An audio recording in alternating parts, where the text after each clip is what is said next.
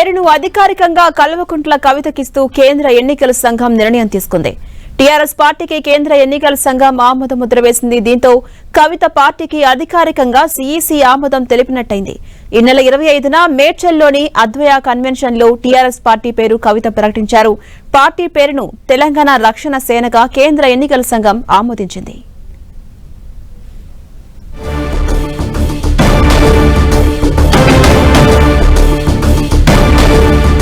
ఇదే అంశంపై మరింత సమాచారం మా ప్రతినిధి కరుణాకర్ అందిస్తారు. కరుణాకర్, టీఆర్ఎస్ పేరును అధికారికంగా ఆమోద ముద్ర వేసింది సీఈసీ, ఎలా చూడాలి? అప్డేట్స్ ఏంటి? ఝాన్సీ, కేంద్ర ఎన్నికల సంఘం కల్వకుంట్ల కవిత తన రాజకీయ పార్టీ కొత్త రాజకీయ పార్టీకి కేంద్ర ఎన్నికల సంఘం ఆమోదం తెలిపింది. కవిత ప్రకటించినట్లుగానే టీఆర్ఎస్ పేరుకే కేంద్ర ఎన్నికల సంఘం ఆమోదం ముద్ర వేస్తూ కాసేపటి క్రితం నిర్ణయం తీసుకుంది. అయితే కవిత ఏదైతే 25వ తారీఖు తన కొత్త రాజకీయ పార్టీని ప్రకటించిన సందర్భంగా తెలంగాణ రాష్ట్ర సేనాన్ని ప్రకటించారు టీఆర్ఎస్. కానీ కేంద్ర ఎన్నికల సంఘం మాత్రం తెలంగాణ రక్షణ సేనకు మాత్రమే ఆమోదం వేసినట్టు తెలుస్తోంది. ఎందుకంటే కవిత టీఆర్ఎస్ అనే దానికి సంబంధించి 3-4 ఆప్షన్స్ పెట్టినట్టు తెలుస్తోంది కేంద్ర ఎన్నికల సంఘం ముందు.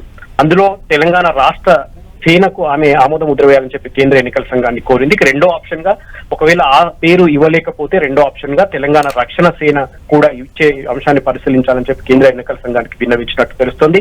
కేంద్ర ఎన్నికల సంఘం కాసేపటి క్రితం ఫస్ట్ ఆప్షన్ కాదని రెండో ఆప్షన్ కేంద్ర తెలంగాణ రక్షణ సేనకు మాత్రమే ఆమోదం తెలిపినట్టు తెలుస్తుంది. మొత్తం మీద టీఆర్ఎస్ పేరు వచ్చేలా కవిత చాలా జాగ్రత్తగా తీసుకుంది. ఎందుకంటే టీఆర్ఎస్ పార్టీని మార్చి బీఆర్ఎస్ పార్టీగా కేసీఆర్ తన పార్టీ పేరు మార్చారు కాబట్టి టీఆర్ఎస్ అయితే తెలంగాణలో బాగా పాపులర్ ఉంటుంది, పబ్లిక్ లోపల ఒక గుర్తింపు ఉంది, ఖచ్చితంగా అది రాజకీయ పార్టీగా సక్సెస్ అవుతుందని చెప్పి కవిత భావించినట్టు తెలుస్తుంది. అందుకే టీఆర్ఎస్ అనే పేరు వచ్చే విధంగా తెలంగాణ రక్షణ సేనగా తన పార్టీ పేరును పెట్టుకుంది. ఆ పేరు కాసేపటి క్రితమే ఈసీ ఆమోద ముద్ర వేసిన పరిస్థితిని మనం చూస్తున్నాం. జాన్స్ కరుణాకర్, ఇప్పుడు కవిత పార్టీకి అధికారికంగా ఆమోద ముద్ర వేసింది కదా సీఈసీ, మరి నెక్స్ట్ స్టెప్ ఎలా ఉండబోతోంది?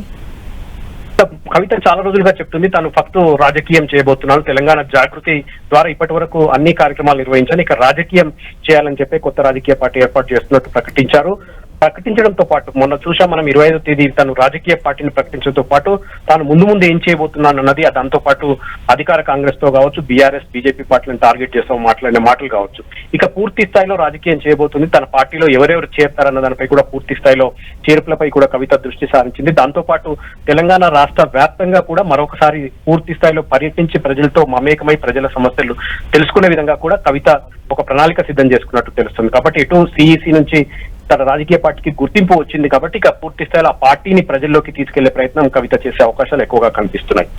థాంక్యూ కరుణాకర్.